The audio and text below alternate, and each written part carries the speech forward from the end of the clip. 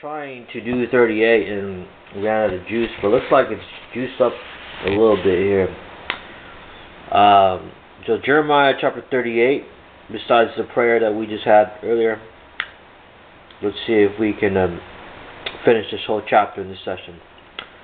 Then Shephatiah the son of Mattan, and Gedaliah the son of Pashur, and Jucal the son of Shelemiah, and Pashur the son of Malachi, heard the words that Jeremiah had spoken unto all people, saying, Thus saith the Lord, He that remaineth in the city shall die by the sword, by the famine, and by the pestilence. But he that goeth forth to the Chaldeans shall live, for he shall have his life for a prey, and shall live. Thus saith the Lord, This city shall surely be given into the hand of the kings of Babylon's army, which shall take it. Therefore the princes said unto the king, We beseech thee, let this man be put to death, for thus he weakeneth the hands of the men of war that remain in the city, and the hands of all the people in speaking such words unto them. For this man seeketh not the welfare of this people, but the hurt. Then Zedekiah the king said, Behold, he is in your hand, for the king is not, that he cannot do anything against you. Then took they Jeremiah, and cast him into the dungeon of Malachi, the son of Helmech, that was in the court of the prison, and they let down Jeremiah with cords. And in the dungeon there was no water but mire. So Jeremiah sunk in the mire. Pretty much mire is another word for dung, another word for crap. Okay, pretty much poop in the dungeon. So I guess Zedekiah is asking for Jeremiah to be sentenced to death for nothing, just because he talked about how Nebuchadnezzar is going to be around the corner to rescue him. Now he's mad that that he might just get it. So obviously Zedekiah is an evil king if he wants to kill a prophet of God,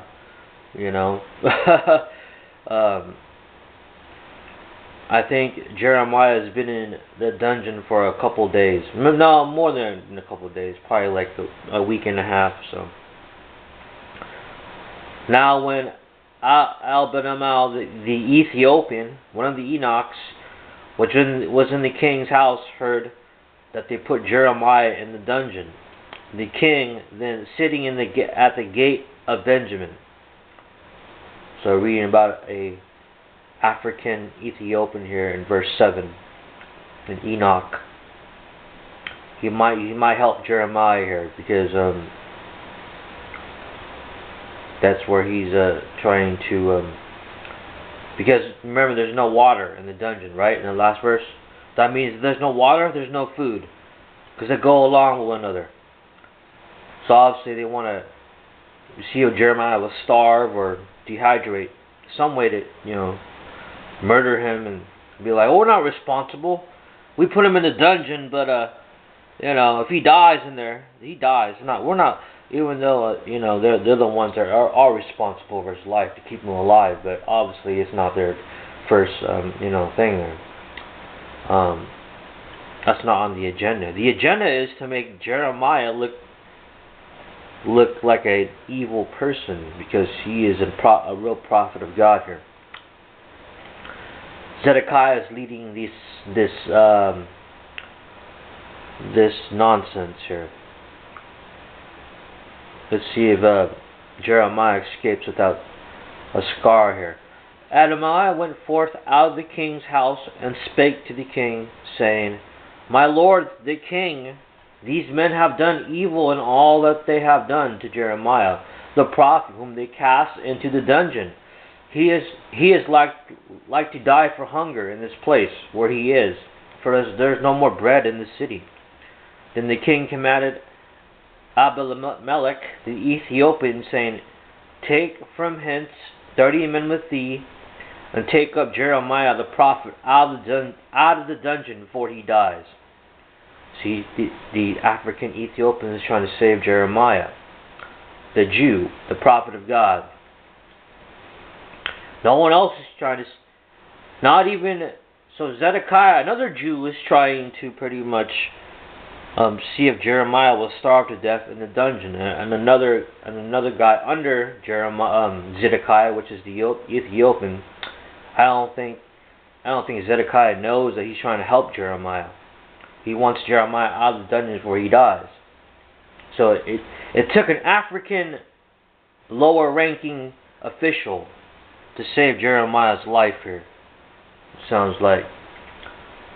So Abimelech took the men with him and went into the house of the king under the treasury, and took thence old cast clouds and old rotten rags, and let them down by cords into the dungeon to Jeremiah. And Abimelech the Ethiopian said unto Jeremiah, Put now these old cast cloths and rotten rags under thine armholes, under the cords. And Jeremiah did so. Sounds like he's trying to help Jeremiah break out of this dungeon. Okay? So they drew up Jeremiah with cords. They took him out of the dungeon. Jeremiah remained in the court of the prison. Then Zedekiah the king sent and took Jeremiah the prophet into the third entry, that is the house of the Lord.